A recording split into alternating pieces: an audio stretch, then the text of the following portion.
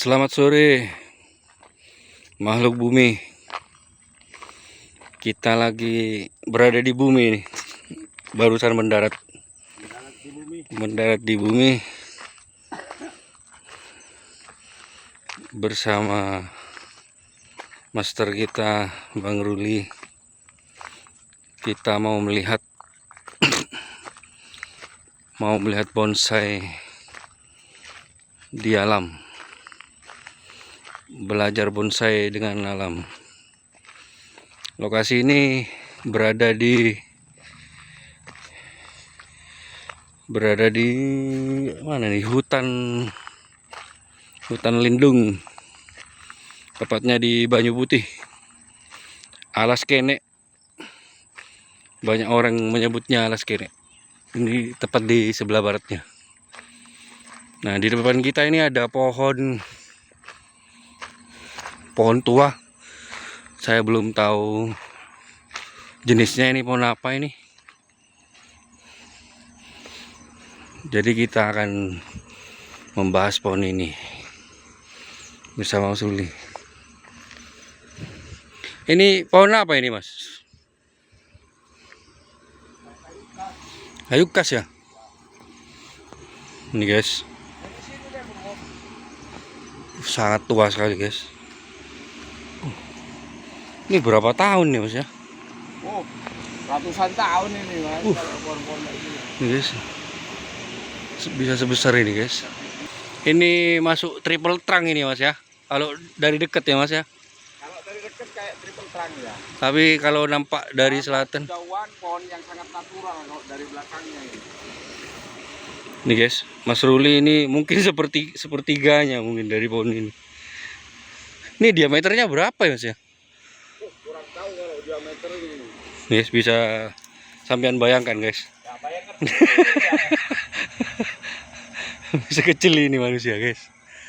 Manusia kecil di bawahnya ini. Nah, kita membuat bonsai itu salah satunya meniru pohon yang seperti ini.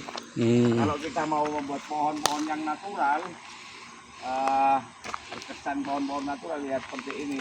Jadi gerak dasar dari perakaran, percabangan sampai ke atas itu pun dia tetap menjulurkan ke sebuah cabang yang memang sungguh natural gitu. Sampai nah itu yang dikatakan anatominya, Yang mana, dari Mas? sebuah pohon gitu. Melengkapi anatomi pohon. Sampai pengepenannya yang habis di ujung ini.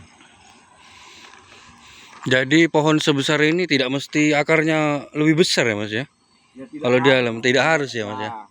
Kayaknya paling tidak keseimbangan dari sebuah pohon yang kayak gini. Pohon-pohon ini sudah sangat seimbang, sangat kokoh sekali dia. Nah ini perakarannya ini. Nah ini perakarannya kan ada tidak beraturan. Tidak beraturan dan nih. juga ada memanjang, ada mengecil, ada kecil sekali. Jadi kokoh pohon seperti alam gitu. Nah, ini. Mungkin ini hanya tampak luarnya ya Mas. Mungkin di dalam lebih besar lagi ya. Mencekram Mas ya. Lebih besar lagi mungkin ya. Mencekram. Nah ini salah satu contoh ini sudah. Nah ini. Nah kita membuat perakaran juga, pengatingan juga seperti ini. Makanya walaupun akar juga ada pemecahan dari sebuah akar untuk membuat sebuah jari-jari supaya terkesan kokoh. Nah ini salah satu contoh yang alami, yang natural. Natural. Berarti membuat akar itu tidak harus rapi ya Mas. Tidak harus rapi, pecah 2, 3 gitu ya. Perakaran itu yang di alam itu perlu diacak sebenarnya juga. Seperti yang di atas juga. Jadi perakaran ada terkesan ada yang memanjang, ada yang mengecil, ada yang setengah besar. Jadi juga tidak beraturan gitu. Lebih natural. Jadi inilah salah satu contoh pohon yang memang berada di alam. Jadi kita membuat bonsai itu mencontoh ataupun meniru pohon yang memang ada di alam. Oh. Kalau untuk tampak depannya dari mana kira-kira yang lebih cocok Mas? Jadi kalau dari sudut sana agak memanjang itu Dari sini Mas ya? seperti pohon-pohon natural. Oh natural ya. Ya. Tapi kalau dari belakangnya ini pohon berubah menjadi pohon Triple trunk.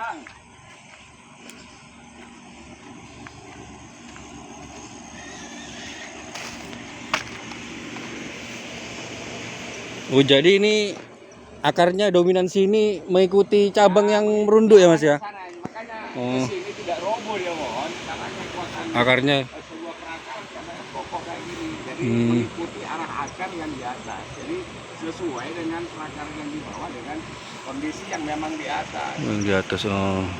Jadi istilahnya serasi antara pohon dia mengikuti arah kemana, pasti dia juga akan memajukan karena kehidupan pohon itu antara bawah dan atas itu hampir sama cara hidupnya. Jadi misal ada cabang yang dominan merunduk ke sana, pasti ada akar yang besar di sebelah sini Mas ya. Kokoh di sana, ya. Nah, untuk garis-garis yang seperti ini Mas, emang karakternya ya seperti ini, pecah-pecah gini ya Mas? Ya, memang karakternya sudah pecah-pecah. Tapi sudah ratusan tahun bau pecah kayak gini. Ini mungkin di era Belanda ya Mas tanamnya mungkin ya? Ya, masih di era Belanda. Belanda ya. Ya, ini kan sisa-sisa Belanda ini. Jadi membuat bonsai itu harus sealami mungkin ya Mas ya? Ya, sebisa mungkin saya alami mungkin. Sebisanya saya alami. Jadi tidak asal kita membuat. Jadi tahapan yang dikatakan tahapan untuk mencapai sebuah anatomi yang seperti itu. Habisnya habis di ujung kayak gitu. Nah, seperti ini kan tahapan-tahapan ini. Iya. Ini siapa yang nahap alam sudah? Kalau kita mengacu ke alam bener yang 100%, ya seperti ini dah. Ya, tidak acakan. Walaupun dari sana ini ada garis yang memotong dari garis pohon. Tapi kalau kita mengacu kepada unsur seni, jadi kita harus menentukan sebuah garis pohon dulu. Menentukan garis sebuah pohon dari sebuah perakaran yang memang dominan untuk menuju ke asnya. Nah, ini salah satu pohon dari karakter luar, dari perakaran yang memang kuat arahnya lari ke sini. Makanya di sini sangat kuat sekali untuk menopang pohon yang di sana. Jadi di sana sebagai akar yang memang sebagai penunjang dia yang di sana. Nah, di sini sebagai penopangnya atau penunjangnya yang sangat kuat adalah sangat memanjang. Jadi di sana garis-garis pohonnya tegas semua, jadi sampai ke atas itu tegas. Dari garis pohon itu sampai ke atas sudah tegas. Dia menunjukkan kekokohan dari sebuah pohon. Jadi pohon yang sudah ratusan tahun dia akan membentuk perakaran jari-jari yang tidak beraturan. Pembesarannya sampai pengecilannya dia. Kelihatan. Juga anatomi yang di atas sudah melengkapi semua. Jadi ada tahapan yang pernah saya katakan tadi kemarin itu. Ada tahapan harus dipotong dulu untuk mencapai anatominya. Pengepenannya dari sebuah pohon, pengepenannya akhirnya ngepen seperti ini. Jadi ngepen semua. Pakai tahapan nih Mas ya? Ya, pakai tahapan. Yang dimaksud anatomi ya seperti itu. Meniru kenapa di cutting dulu untuk meniru tahapan yang seperti ini. Pengepenannya gitu. Untuk melengkapi anatomi ya cabang-cabangnya itu. Untuk mencari pohon itu salah satunya mempunyai sebuah karakter yang seperti ini. Tadi kerak-kerak berkerak ya. Ini salah satu contoh yang di alam mempunyai karakter yang sangat tua yang seperti ini. Dia berkerak. Itu karakter dari pohon. Walaupun awalnya pohon itu tidak berkerak, tapi ketika berjalannya waktu, berjalannya zaman, pasti pohon itu akan berkerak seperti ini. Berarti masuk penilaian ya Mas, ketuaan pohonnya Mas nanti Pak? Ketuaan juga penilaian yang utama sebenarnya. Kalau kita mau mengkaji dari bonsai yang kembali kepada alam, kalau kita berseni tentang bonsai kembali kepada alam, yang diutamakan sebenarnya tua. Dari setelah tua baru kita mencapai dari 4 unsur itu, 4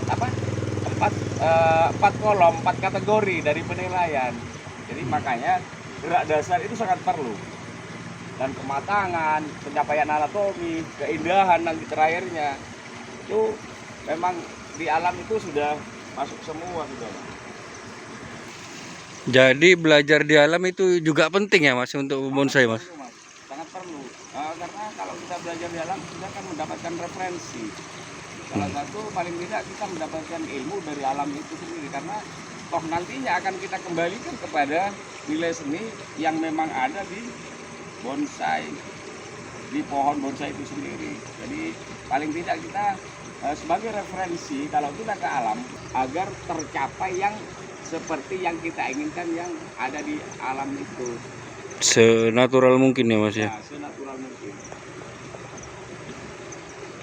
Jadi begitulah penjelasan Master Ruli tentang pohon yang berada di alam ini. Kita belum tahu nama pastinya ini pohon apa. Mungkin nanti kita cantumkan untuk nama pohon ini dan nama latinnya ya.